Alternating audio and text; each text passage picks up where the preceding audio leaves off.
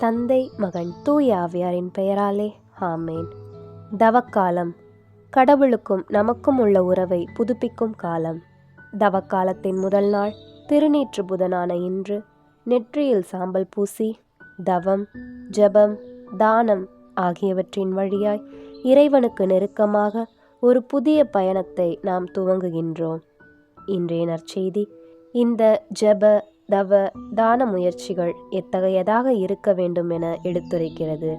எந்த ஒரு காரியமாக இருந்தாலும் தன்னலத்தை நாடி நம்மை மையப்படுத்தி செயல்படுத்தும் போது அது பாவத்திற்கே நம்மை இட்டு செல்லும். எனவே இறைவனை மையப்படுத்தி இறைவனோடு இறைவனுக்காக நம் பழைய பாவ வாழ்வை உதறிவிட்டு புதிய மனிதர்களாய் புதுவாழ்வு பெற முயல்வோம். ஆமேன்.